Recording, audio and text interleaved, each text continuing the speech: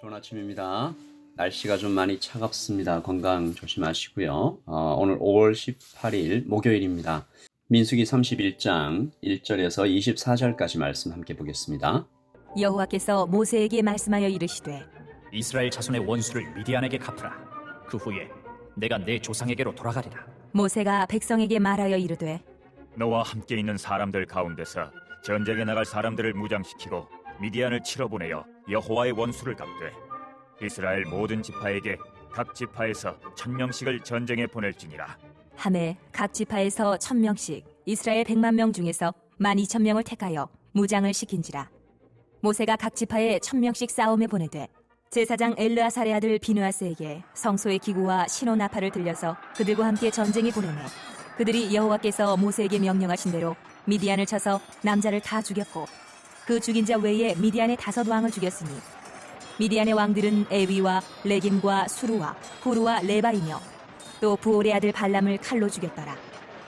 이스라엘 자손이 미디안의 부녀들과 그들의 아이들을 사로잡고 그들의 가축과 양떼와 재물을 다 탈취하고 그들이 거처하는 성읍들과 촌락을 다 불사르고 탈취한 것, 노략한 것, 사람과 짐승을 다 빼앗습니다.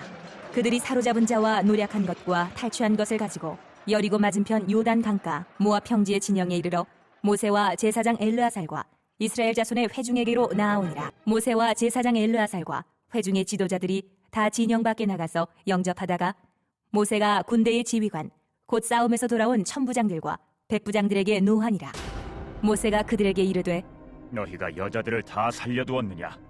보라, 이들이 발람의 꾀를 따라 이스라엘 자손을 부올의 사건에서 여호와 앞에 범죄하게 하여 여호와의 회중 가운데에 연병이 일어나게 하였느니라.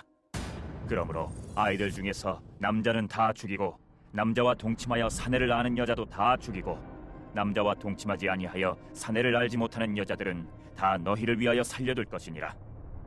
너희는 이래 동안 진영 밖에 주둔하라. 누구든지 살인자나 죽임을 당한 사체를 만진 자는 셋째 날과 일곱째 날에 몸을 깨끗하게 하고 너희의 포로도 깨끗하게 할 것이며 모든 의복과 가죽으로 만든 모든 것과 염소털로 만든 모든 것과 나무로 만든 모든 것을 다 깨끗하게 할지니라. 제사장 엘르아살이 싸움에 나갔던 군인들에게 이르되 이는 여호와께서 모세에게 명령하신 율법이니라. 금, 은, 동, 철과 주석과 납 등의 불에 견딜 만한 모든 물건은 불을 지나게 하라. 그리하면 깨끗하려니와 다만 정결하게 하는 물로 그것을 깨끗하게 할 것이며 불에 견디지 못할 모든 것은 물을 지나게 할 것이니라. 너희는 일곱째 날에 옷을 빨아서 깨끗하게 한 후에 진영에 들어올지니라. 아멘. 하나님의 말씀입니다. 한번 더 읽으시면서 묵상하시겠습니다.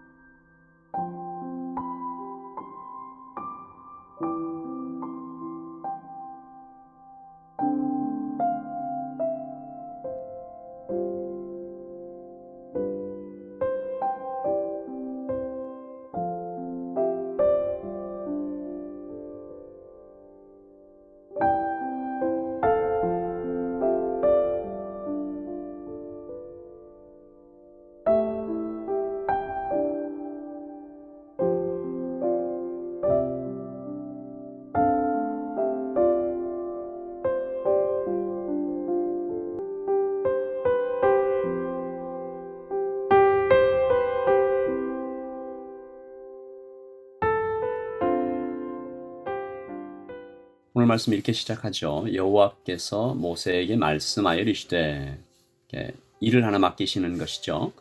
2절 보시면 이스라엘 자손의 원수를 미디안에게 갚으라. 그 후에 내가 내 조상에게로 돌아가리라. 그러니까 모세가 해야 할 어떤 마지막 미션이 있는 거죠. 이거 마치고 이제 인생을 마치게 되는 겁니다. 원수라고 얘기하는 건 미디안이죠. 몇 주 전 발람의 이야기를 통해서 이걸 살펴봤는데요.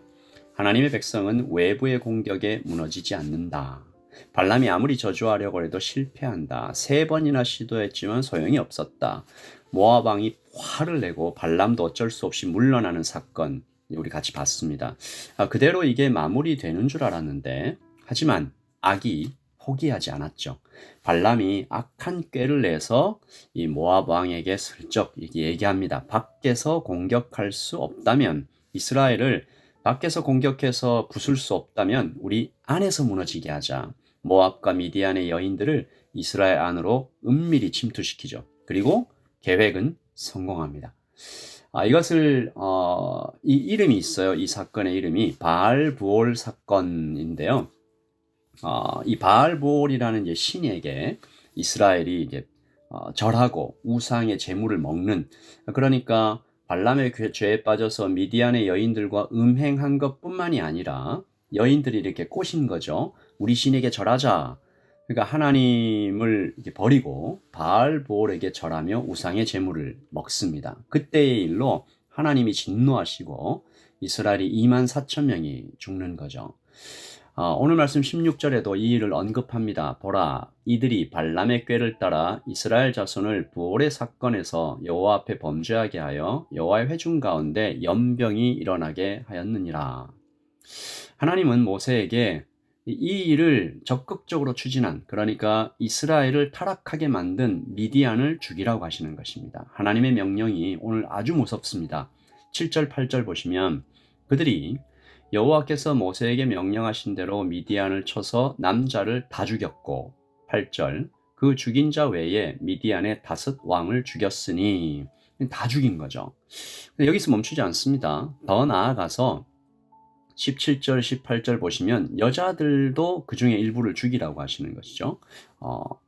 그러니까 아이들도 죽입니다. 17절 보시면 그러므로 아이들 중에서 남자는 다 죽이고 남자와 동침하여 사내를 아는 여자도 다 죽이고, 18절 남자와 동침하지 아니하여 사내를 알지 못하는 여자들은 다 너희를 위하여 살려둘 것이니라.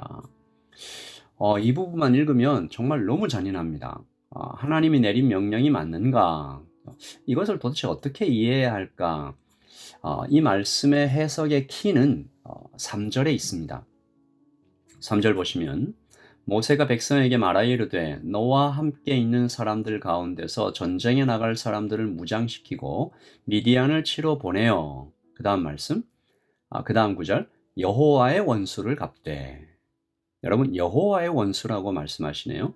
분명히 2절에는 이스라엘 자손의 원수를 이렇게 얘기했는데 3절에 보니까 여호와의 원수입니다. 그리고 이것이 오늘 이야기의 핵심이죠. 구약에 나타난 사건들은 거의 대부분 이 상징적인 의미를 가지는 것입니다. 그 사건 자체보다 그 안에 영적인 의미가 깊이 들어가 있는 거죠. 다시 말해서 오늘 이야기는 죄를 미워하시는 하나님, 그리고 죄가 도대체 어떤 것인지에 대해서 분명하게 보여주는 하나의 스토리입니다. 하나님 거룩하시죠. 하나님, 그러므로 하나님은 죄와 조금도 타협하지 않으십니다. 아무리 작은 죄라도 용납하지 않으세요. 이 죄의 전염성이 있기 때문입니다. 죄와 접촉하면 확 퍼져나가요. 그리고 죽어요. 누군가 자녀가 먹는 음식에 독이 섞였습니다. 이 독이 섞인 것을 알아요. 근데 어떤 부모가 뭐 조금만 섞였으니까 괜찮겠지, 그냥 먹어, 이렇게 얘기하는 부모가 어디 있어요. 어떤 부모님 이 아들이 어렸을 때 정말 집에 있는 농약을 그냥 이렇게 먹은 거죠. 급히 병원에 데려갔습니다. 근데 너무 어려서 이게 위세척이 안 되는 거죠. 주사를 맞고 의사가 이 작은 양이니까 괜찮을 거다, 의사의 말이 있었지만 그 부모님 혹시 조금이라도 아이의 몸에 약이 남아 있을까 봐 굉장히 염려하시는 겁니다. 여러분, 하나님 우리 아버지께서 바로 그렇게 지금 하고 계신 것입니다. 사랑하는 자녀 이스라엘에게 그 이스라엘을 죽일 수 있는 독이 될 만한 것들은 하나도 남김없이 다 제거하고 계신 것이죠. 뿌리를 뽑고 계신 것입니다. 모든 남자를 죽이라, 사내를 아는 여자는 다 죽이라 라는 명령이 바로 그것입니다. 다시는 이 미디안이라는 민족이 이스라엘을 타락하고 오염시키도록 가만두지 않겠다라는 하나님의 강력한 의지죠. 여러분, 이것은 미디안에게는 정말 엄청난 재앙이고 무시무시한 일이지만 바꾸어 말하면 하나님의 백성에는 이것만큼 또 든든한 하나님이 없는 것 아니겠어요? 오늘 하나님께서는 같은 이유로 미디안과 전쟁한 이스라엘 모든 군인들도 깨끗하게 씻으라, 물과 불로 깨끗하게 하라라고 명령하십니다. 23절 보시면 불에 견딜 만한 모든 것들은 불을 지나게 하라. 그리하면 깨끗하려니와 다만 정결하게 하는 물로 그것을 깨끗게 할 것이며 불에 견디지 못할 모든 것은 물을 지나게 할 것이니라. 24절 너희는 일곱째 날에 옷을 빨아서 깨끗하게 한 후에 진영에 들어올지니라. 죄와 접촉한 죽음과 접촉한 모든 것들은 다시 불과 물로 깨끗하게 하라. 여러분 이 말씀 어느 이 신약의 어떤 사건과 이렇게 확 연결이 됩니까? 오순절 마가의 다락방에 두려움에 떨고 있었던 제자들에게 물과 불과 같이 그리고 바람과 같이 임하셔서 그 사람들을 다시 새롭게 하시고 깨끗하게 하심으로 주님의 정결한 제자가 되게 하셨던 성령님의 사역을 좀 떠올리게 하죠. 여러분 오늘 아침에 우리는 자녀된 우리를 보호하시는 하나님을 만납니다. 자녀를 괴롭히고 자녀를 죽이려고 하는 적들에게 막 분노하시는 하나님을 만납니다. 죄를 조금도 용납하지 않으시는 하나님을 만납니다. 하나님은 그 자녀의 원수를 자신의 원수로 여기셨어요. 이스라엘 자손의 원수라고 얘기하시다가 바로 그 다음 구절에 여호와의 원수라고 얘기하십니다. 여러분 질투 없는 사랑이 없잖아요. 분노하지 않는 사랑도 없습니다. 하나님은 나를 위해 질투하시고 분노하시는 사랑의 하나님이심을 우리가 발견하는 거죠. 오늘 말씀 좀 두렵습니다. 떨립니다. 그런데 그 안에 또 이렇게 흐르고 있는 뜨거운 사랑이 있습니다.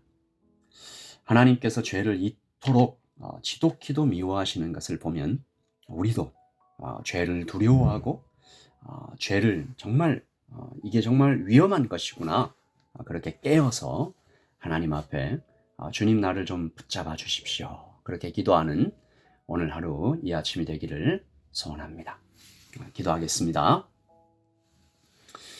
하나님 아버지, 정말 죄를 조금도 용납하지 않으시는 하나님을 보며 이 광경을 쳐다보는 우리의 마음이 떨립니다. 주님, 그러나 그것이 또한 뜨거운 사랑임을 발견하고 우리를 위해 싸우시는 군대 장군 되시는 하나님을 만납니다. 하나님, 우리도 하나님처럼 죄를 조금도 우리 삶에 들이지 않도록 날마다 회개하며 주님과 더 가까이 가며 하나님 그렇게 살아갈 수 있도록 도와주시옵소서. 거룩하신 하나님을 닮아 오늘 하루도 살아가는 우리 모두가 되기를 하나님 우리를 그렇게 지켜주시고 보호하여 주시옵소서. 이미 지키시고 보호하시는 하나님께 찬양과 경배를 드립니다. 주님 사랑합니다. 주님 죄와 이기며 죄와 죽기까지 싸워가는 우리가 되게 하여 주시옵소서. 예수님의 이름으로 기도합니다. 아멘. 여러분 하나님 안에서 평안하십시오. 오늘도 거룩하고 하나님과 동행하는 하루가 되기를 예수님의 이름으로 축복합니다. 샬롬.